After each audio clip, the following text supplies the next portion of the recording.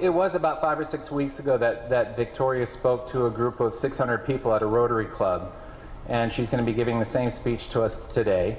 And I saw it, I think a week or so after it hit the web, it started going around, and so I quickly got on the phone and talked with her dad Zane and invited them here. And so we have a very special treat. So Victoria, come on up, do your thing.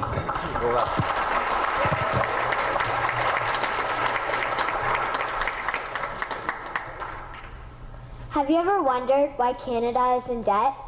Have you ever wondered why the government forces Canadians to pay so many taxes? Have you ever wondered why the bankers from the largest private banks are becoming wealthier and the rest of us are not? Have you ever wondered why the gross national debt is over $800 billion? Or why we are spending $160 million a day on the interest of the national debt? That's $60 billion a year. Have you ever wondered who receives the $60 billion? What I have discovered is the banks and the government have colluded to financially enslave the people of Canada. I will share with you 3 important points of reference, which will hopefully spark enough interest and concern for you to continue the research on your own and to engage your government to stop this criminal act against the people of Canada. First, we will briefly examine the Bank of Canada. Second, we will see how our banking system works today. And lastly, I will offer a viable solution that we can petition our government to implement. A very little known figure in Canadian history is J.L. Grannon McGeer. He was a lawyer, Member of Parliament, and Mayor of Vancouver. His contribution to Canada is probably the greatest in our history. He championed the creation of the National Bank of Canada, whose sole purpose is to create and manage Canada's money. It was formed on July 3, 1934, and owned by all Canadians. Until the 1970s, because of the Bank of Canada, Canada's national debt was held at a constant, manageable level, until the government decided to implement what we now have as our modern-day banking system that is robbing the Canadian people. So how are they robbing us? Allow me to explain how our private banks and government work today. First, the Canadian government borrows money from the private banks. They then lend the debt-based money to Canada with compounded interest.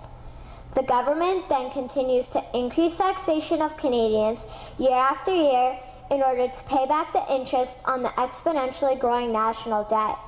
What results is inflation, less real money for Canadians to spend into our economy, and the real money being used to pad the pockets of the banks. Also, the government gave the banks the ability to loan out money that doesn't exist in the form of loans. When a bank gives you a mortgage, which literally means a death pledge, or a loan, they don't actually give you money. They click a key on a computer and generate the fake money out of thin air. They don't actually have it in their bank vaults.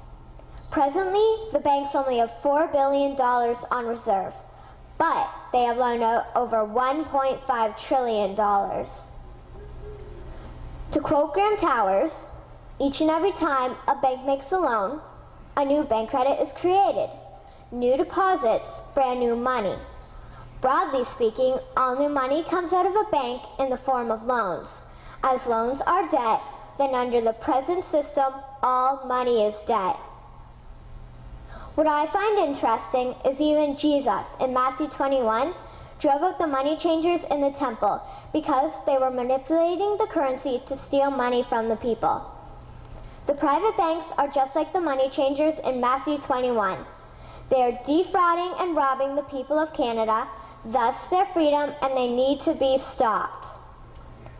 How should the banking system work?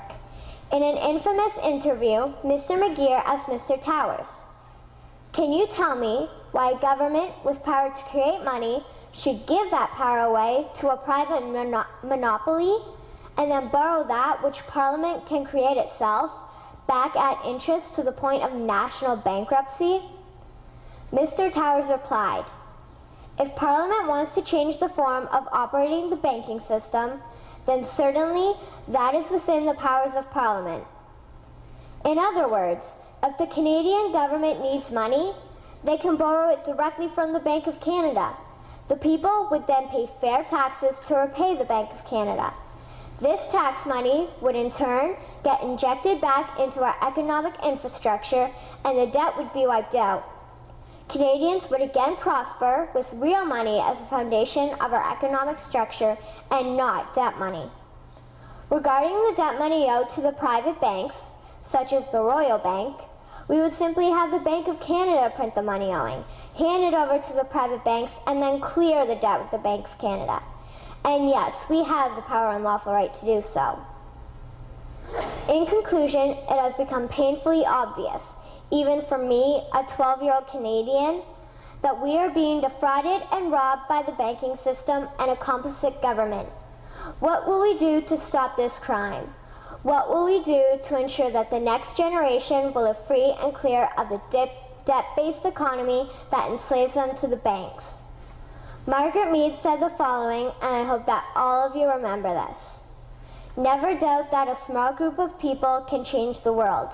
Indeed, it is the only thing that ever has. Thank you.